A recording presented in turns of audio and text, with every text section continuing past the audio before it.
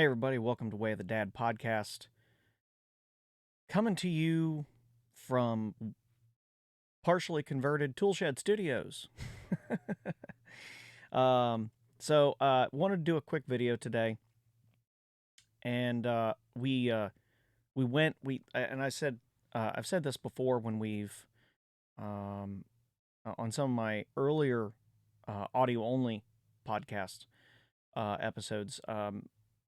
We have as a family, we try to do a family Friday night on the weeks when my son is with us. And this week, this time, and normally what we do is we'll get some takeout, which means I tend to run 2 or 3 places, and then we'll watch a movie or a show, or maybe we have a show we've been watching, say like Stranger Things or something like that. That's been a popular one. Or sometimes it's a movie. But this time we decided, I kind of encouraged us to let's go out to the movies this time and see Black Adam. And I originally wasn't planning on seeing this movie, um, because I haven't really been too blown away by anything that DC has put out lately. Um, the Suicide Squad, the James Gunn directed Suicide Squad, the second one, was actually pretty good, but I saw that outside the theaters. I saw it much later. And Wonder Woman 84 was kind of a mess. It felt very much like a first draft of a script where all of the bugs hadn't been worked out yet. Um and it was really disappointing compared to the original Wonder Woman, which was quite good, other than maybe a couple corny lines here and there. But other than that, the first Wonder Woman was really good. Aquaman was, I don't know. Aquaman's fine. It's not great. It's not heinous. It's fine. I still don't know if I think Jason Momoa is the most perfect Aquaman. And I'm not an expert by any means of the word, and I've heard this said before, and I kind of thought it myself, but I was like, well, I'm not really up on DC enough to sit here and talk like some authority. But he always struck me as a little bit more of like Lobo as opposed to Aquaman. But I digress. Um, and then of course with all of the stuff going on at DC Studios, well, it's now DC Studios as of sometime earlier this week. They announced they hired James Gunn and I think his longtime agent to be the co-heads of DC Studios. James Gunn being more on the creative side, and then I can't remember his name, the other guy's name, more on the business side. Making sure movies come come in at budget and things of that nature. And David Zaslav and Discovery completing their purchase of Warner Brothers, and that's stirred up a lot because Zaslav has come in and literally started handing out pink slips like they're candy on Halloween. Much to the dismay of some, but quite frankly, from my point of view, probably long overdue, because DC has been, well, it's been a shit show. You have the way that they treated Zack Snyder, which I'm not going to sit here and act like Zack Snyder's some kind of choir boy, but the way that they treated him and his movies, it always seemed like there was a lot of, after Man of Steel, it seemed like there was a lot of interference, a lot of pushback on him, um, and beyond the norms of, hey, make sure this comes in under budget. Hey, this. They basically hire him on, say, we want your vision, we want what you got, and he shows them, hey, this is what I'm thinking. And then they're like, well, wait a minute, the next movie, we want Batman and Superman to fight, but we also want you to basically introduce everybody we need to introduce, just like mini cameo, blink and you miss a cameo, so that we can have Justice League next, instead of taking their time, building the universe correctly. And then they do that, and then Justice League comes out, but the problem is it wasn't actually Zack Snyder's Justice League. It was more like Joss Whedon's Justice League, or Justice League, if you want to call it that. And that was a far bigger mess because they, Zack Snyder stepped away. Joss Whedon took over, reshot half of it, changed the entire color palette, um, gave Henry Cavill one of the worst CG mouths in the history of time so far. And so it was bad. It's been bad, and um, Zaslav comes in. He starts cutting because the old DC leadership wanted they wanted to replace Henry Cavill's Superman and Ben Affleck's Batman with um, a younger, more diverse, more, quite frankly, woke. Um, they wanted to replace it with Batgirl and Supergirl. And they were going to use Flash to do that. Now, Flash is being retooled, although I have heard, if you follow some of the places I follow, Valiant Renegade, Midnight's Edge, um, Overlord DVD, and then WDW Pro. They get a lot of inside scoops as what's going on, and apparently there's a decent chance that Ezra Miller will be in this movie, but they might be retooling the end so that they can effectively recast and use the Flashpoint mechanism to set the new DC Studios, uh, uh, you know, universe going forward, which would be a very smart tactic to use. Because it's been messy. You've got the Batman, the Battinson Batman, and you've got the Batfleck Batman, and then you've got this Joker over here who connects to nothing that we can tell. I mean, it's great. The Joker movie with Joaquin Phoenix was great, but it's hard to tell what what is this? What are we doing here? And um, and it sounds like that they might do Joker 2. Sounds like Batman, or the sequel to The Batman, is probably off the table because Ben Affleck, rumor is he just signed a 3-movie deal. And not cameos, movies. Henry Cavill is now back as Superman. And that's been announced in the press. Henry Cavill has announced it himself on his own. I don't think that's really spoiling it to anybody unless you just haven't heard, but it's been publicly announced. So, but I really wasn't planning on seeing Black Adam originally. I don't dislike The Rock. Actually, I find him quite, relatively speaking, enjoyable, even if I don't know that I think he's the greatest actor I've ever seen, or his range is sometimes it's pretty good. I'm not saying he's a bad actor, but I don't know that he can play anything, is what I'm getting at. He has things that he's very strong at, and then things that maybe not so much.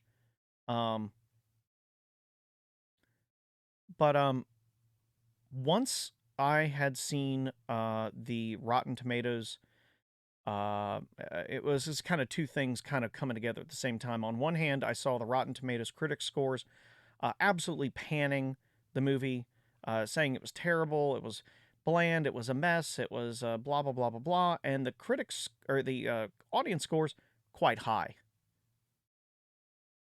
Check. Thank you. That's what I needed to see. And then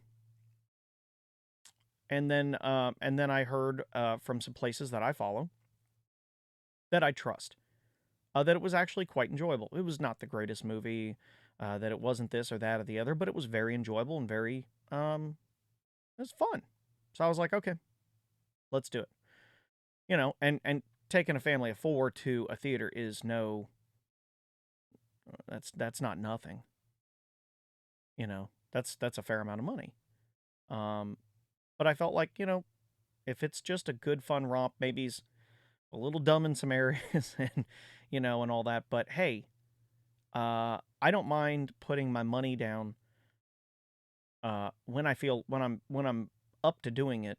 I don't mind putting my money down when I'm probably just going to have a good time. A la Top Gun Maverick. I'm just going to come out of there blown away and I just had a great time. And it was fun. That's what movie-going should be. It shouldn't be preachy.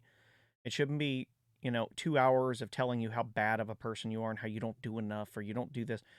The point of entertainment is to escape from the weight of the real world for a short period of time. Of course, you can overdo that.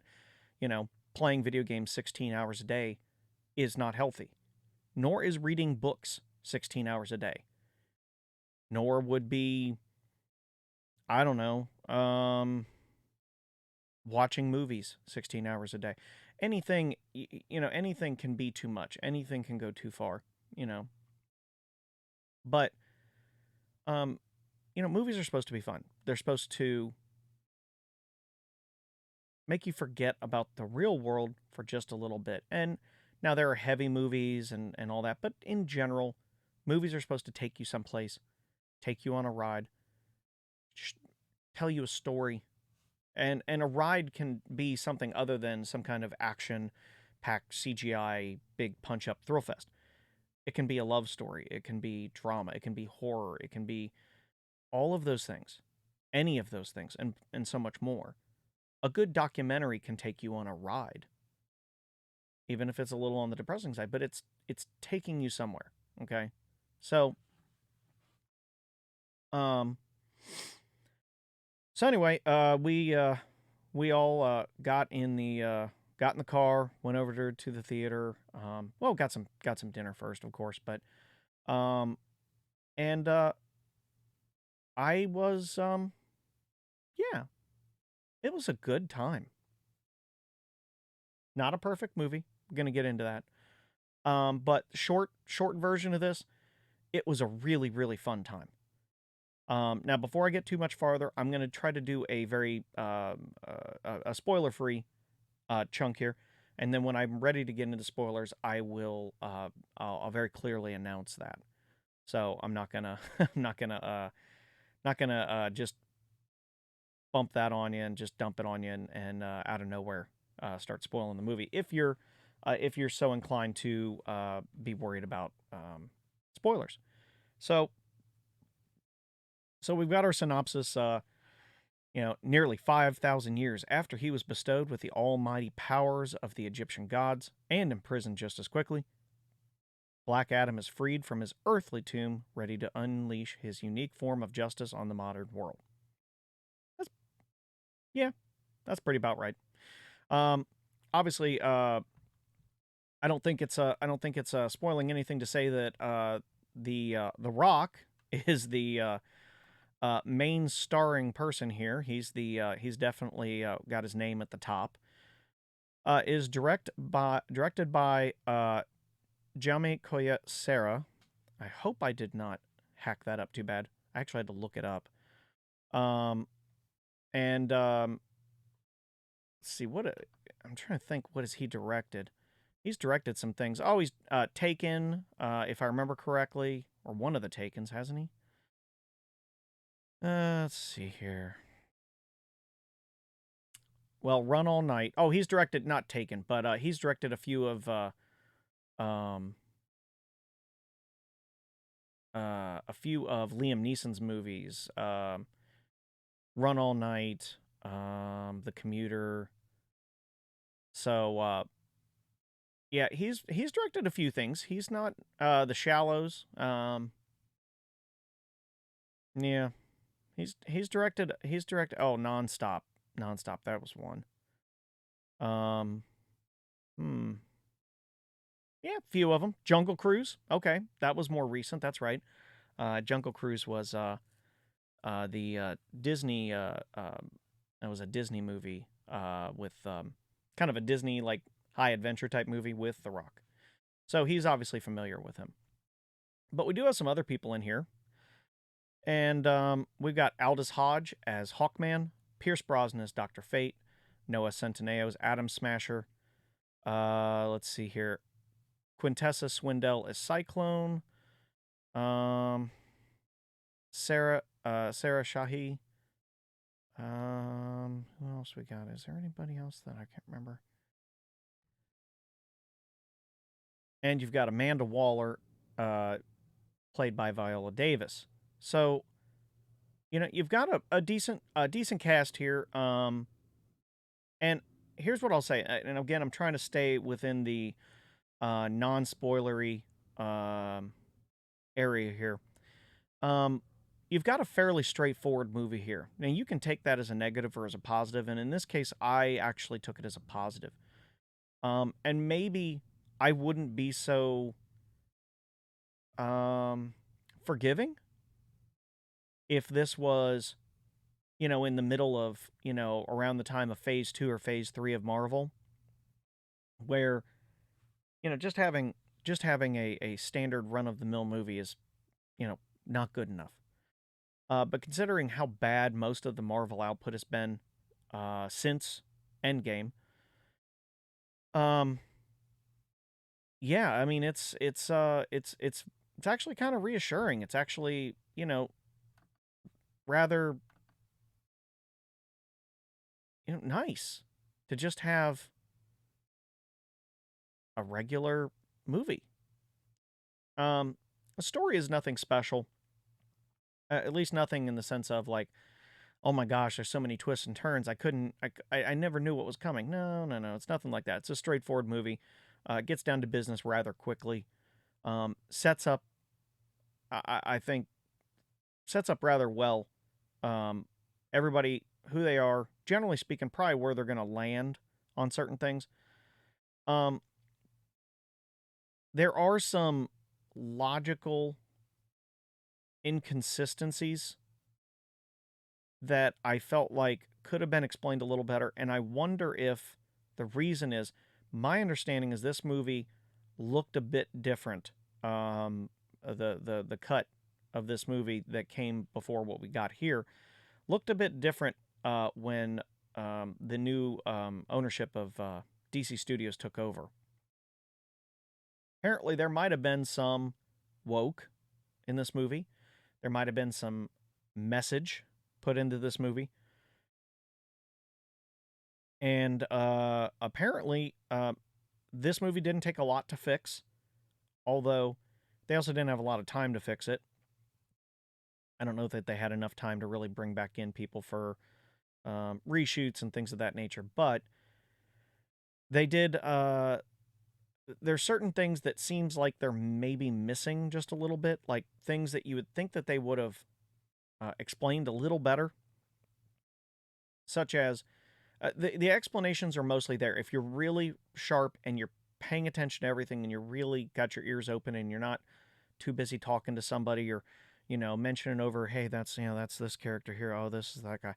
If you're really, really paying attention, most things are explained, but some things are explained in a very, very, you know, quick, one line, offhanded, and that's as good as it's going to get for that explanation. And they throw in the Justice Society as opposed to the Justice League. Don't ask me. I vaguely understood that, but again, I was more of a Marvel fan growing up. Not that I hated DC, but I was already going broke buying Marvel comics, so I wasn't about to go get into a whole nother sandbox in DC. So nothing against DC. I started with Marvel, and of course that became like, what's the old saying? The funny meme about if you uh, introduce your son to cars, at a young enough age, he'll never have enough money for drugs. Well, if you introduce your kids to comics and they really like it at a young enough age, they damn sure won't have enough money for anything else.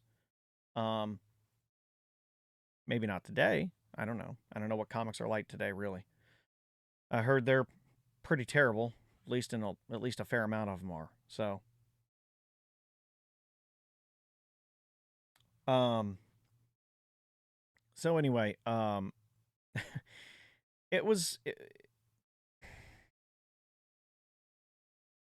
it was a it's a really straightforward thing. They do the Justice Society, um, and you've got Hawkman, Doctor Fate, Atom Smasher, and Cyclone. We're not talking about full on A-listers, but I mean, these are legit characters. At least a handful of these. Although I guess the Atom Smasher we get in this movie is not the original one. He's actually the nephew. Um, and we get a little cameo from the original, which is quite funny. I think I thought it was funny. I don't know. I don't know if you know hardcore Atom Smasher fans would find it funny, but I found it a little bit humorous. Um, so I'm just gonna say, if you want a movie where you can just go and have fun, this movie does have a little bit of darkness to it, which was surprising, but also um, refreshing. Um, I know some hardcore people know that Black Adam is, generally speaking, he's a villain.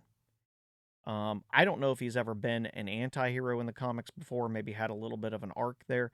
But largely speaking, the vast majority of his history is a villain. He is an anti-hero in this movie, and they made that very clear from the trailers. Um, and for what they did with the movie, it worked.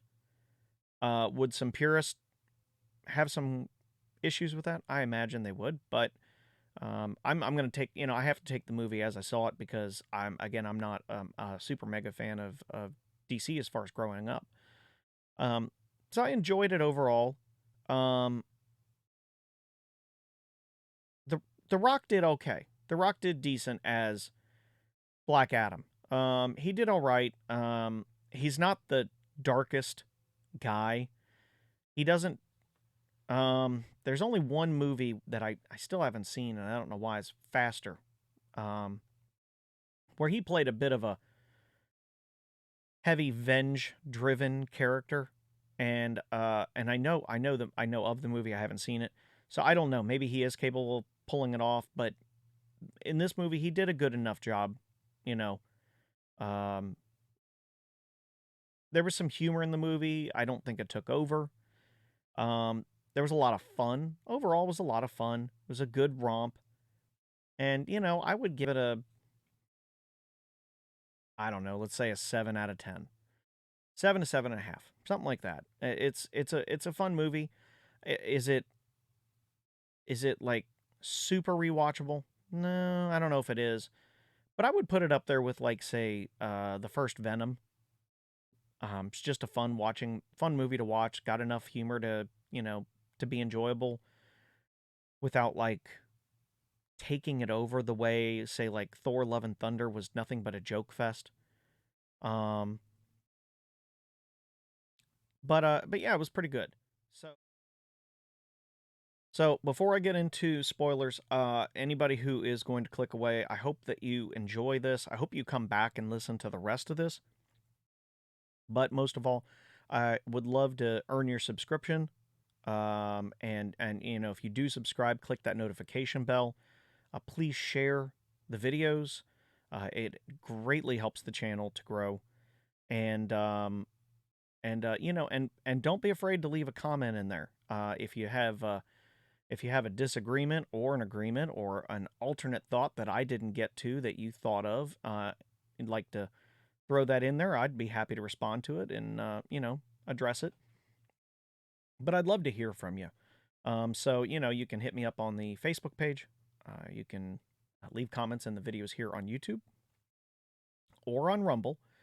This is all copied over to the same channel on Rumble, Way of the Dad. And but I am going to go ahead and get into spoilers now. So you have been warned.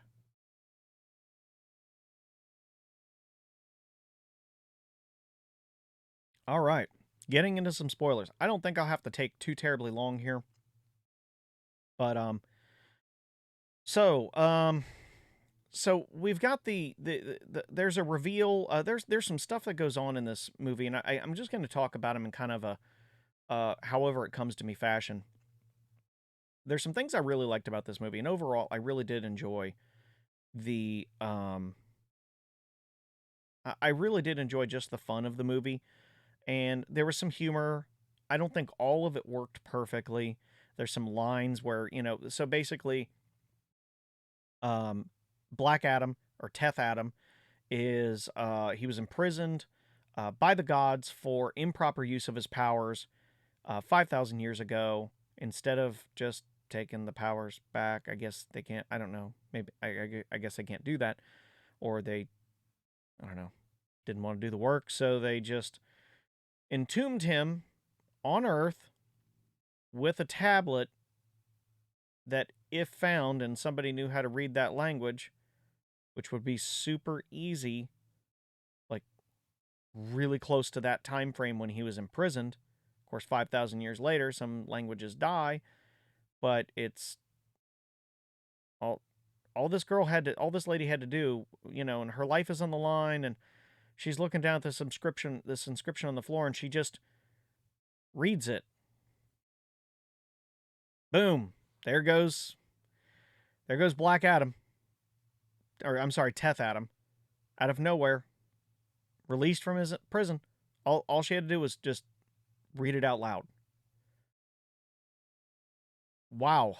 That's not a really good way to... Jesus, that's like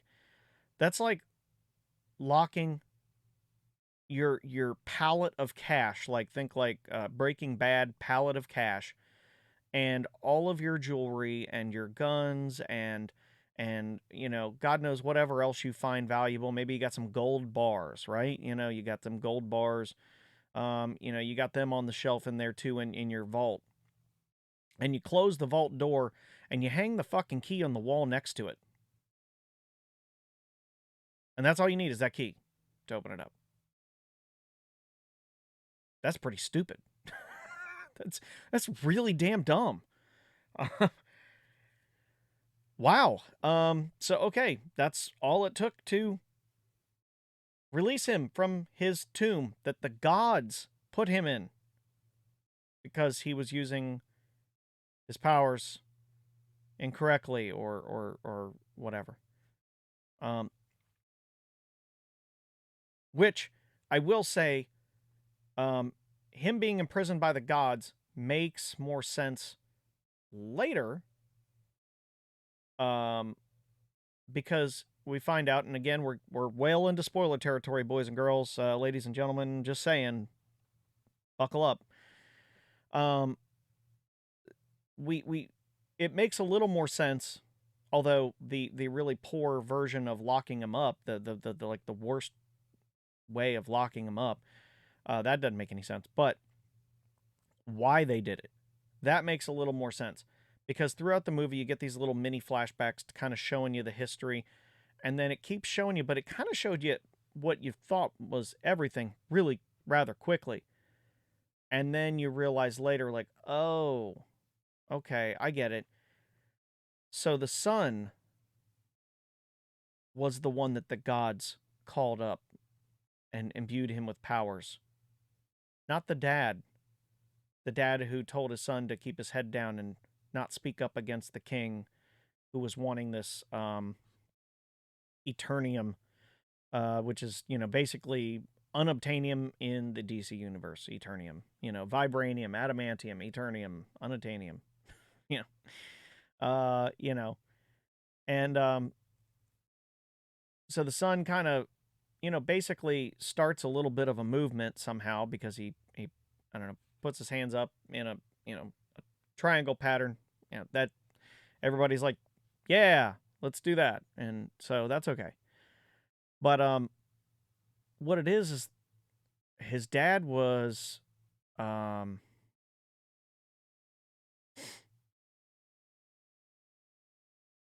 think his dad was hurt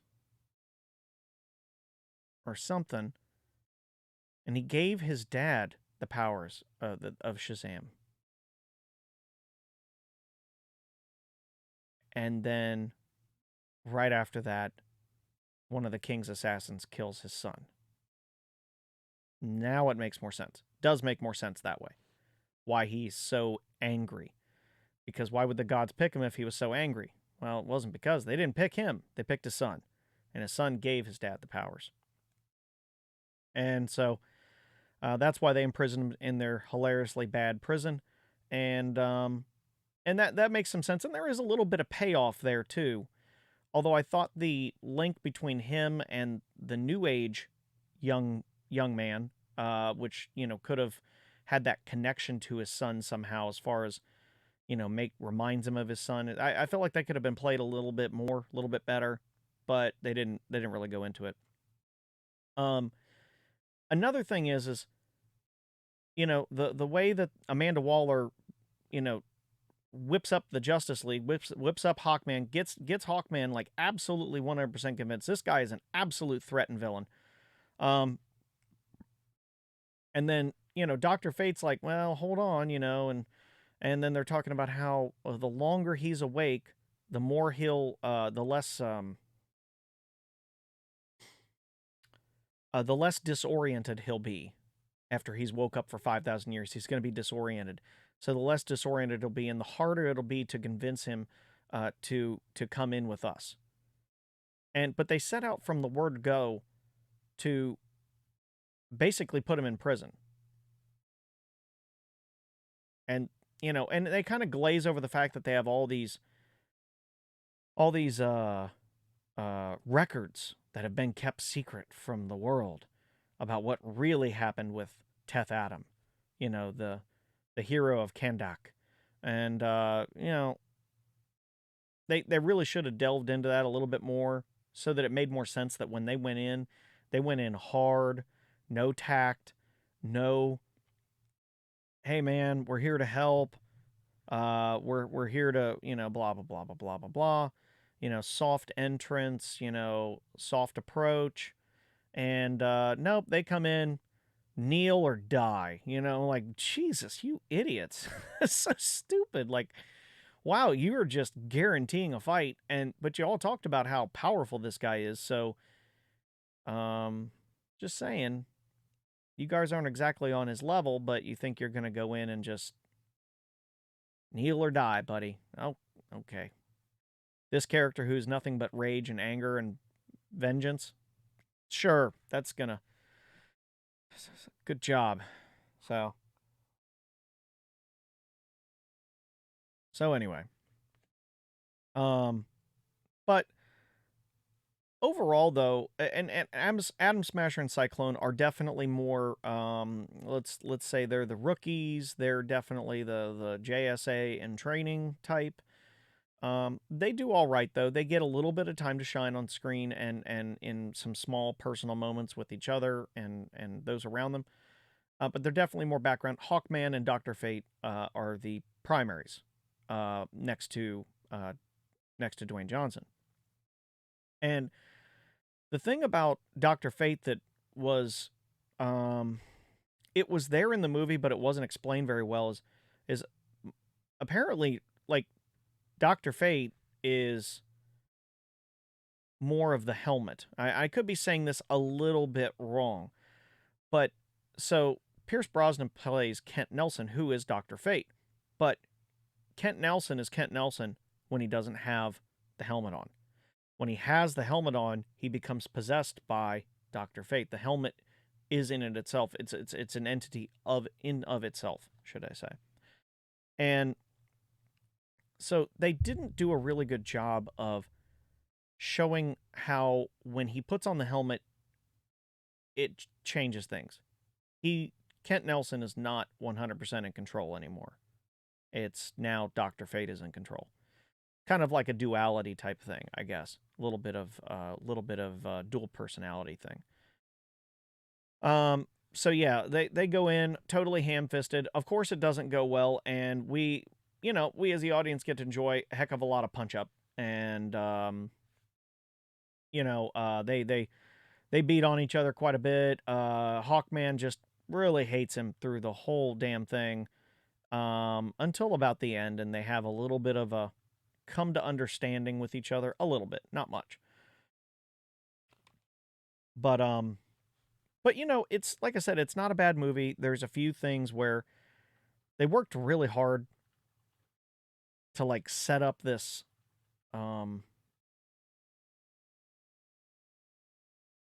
this really famous pose that Black Adam does sitting on the throne. They worked really hard to set that up. That felt a little much. And then the villain there was a mild twist with the villain. you kind of knew he was a bad guy to begin with. Then you found out he's a bigger bad guy than you thought. Let's put it that way. And he actually wants the crown to complete his I guess he wants a crown because he's like the last in the line, the last successor of the original king that Teth Adam killed 5,000 years ago, who wanted that crown. He wants the crown. He becomes the the champion of the demons, and they're going to bring hell on earth, and well, the JSA and Black Adam are going to have to work together to make it happen, right? Of course, and you know how it goes. But it was, I mean, like I said, it's a really fun movie.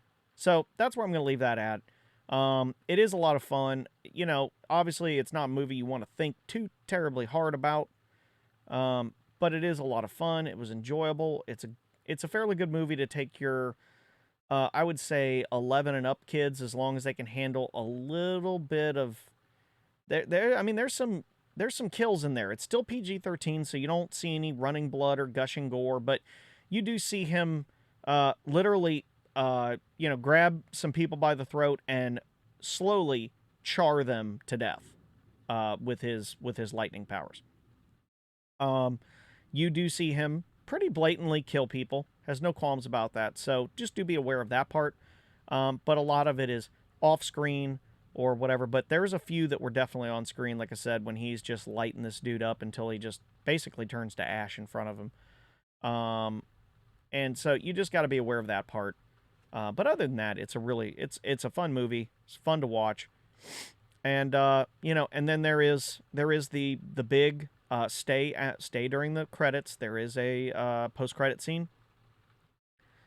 It doesn't make a lot of sense, but it does set up, it's something that Dwayne Johnson has been very vocal about wanting, and the previous ownership at DC was absolutely adamant that was never going to happen. But now that the ownership has changed, they were happy to get Henry Cavill back as Superman. And I can't tell if it's setting up a fight for them, or if it's if it's maybe something where we're going to be, it's kind of subverting that expectation of a fight, and it's going to turn into something else. But it is blue and red suit, Henry Cavill Superman, and it was nice to see. I'm not going to lie, it was nice to see. So anyway, like I said, I would say 7.5 out of 10, something like that. Your mileage may vary, but it's just a fun movie. Don't go in with high expectations. Don't go in expecting to have your mind blown and walk out looking at the world in a different light. It's not that kind of movie. But if you can go in and kind of happily turn your brain off for a little bit, there's not too many things in the movie that take you out of it, that they're so stupid they take you out of it. But anyway, so I'll leave it at that. And like I said, please subscribe, hit the notification bell on the YouTube channel here. We are growing, and if you like this video, I would love to have your subscription. Make sure you follow, share the videos, things like that. Leave comments. I'm happy to respond to them. Love hearing from you. So until next time, take care and have a great day.